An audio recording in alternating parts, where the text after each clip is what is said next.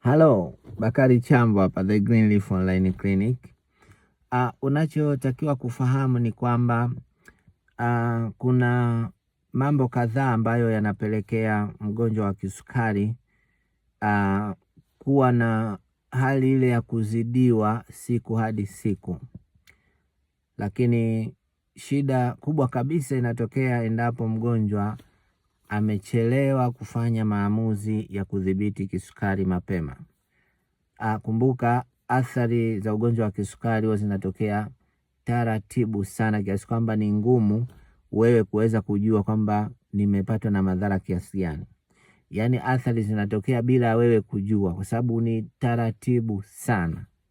Kwa hiyo kikubwa ambacho kinatakiwa kufanyika ni kwamba ukishagundua kwamba una kisukari, unatakiwa kuanza kuchukua hatua hapo hapo. Na nikisema hatua hapa ninachokusudia, sikusudii kumeza vidonge. Sawa, hiyo ni moja, kwa sababu labda ulipopimwa na kugundulika kwa una kisukari, kitu cha kwanza cha haraka daktari atakushauri pale hospitali, atakwambia tukuanzishe dozi, especially akiona ile sukari yako iko juu sana. Atakwambia tukuanzishie dozi.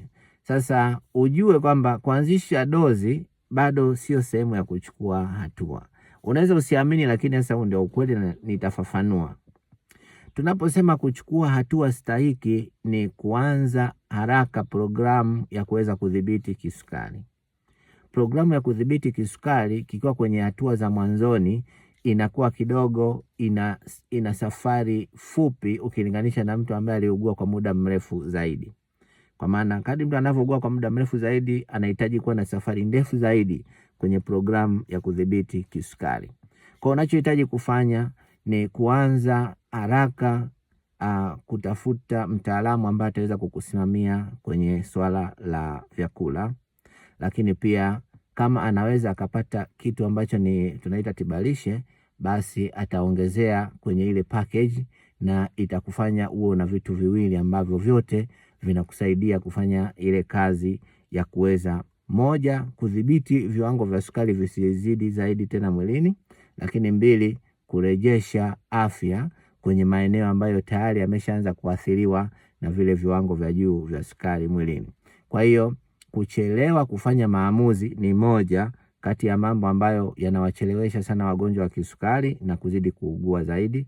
Lakini mbili, kupata elimu isiyokuwa sahihi wanapodhania kwamba unaweza dhibiti kisukari kwa kutumia kumeza vidonge vya kushusha sukari peke yake. Tuwasiliane kwa namba hiyo kwa ajili ya elimu zaidi.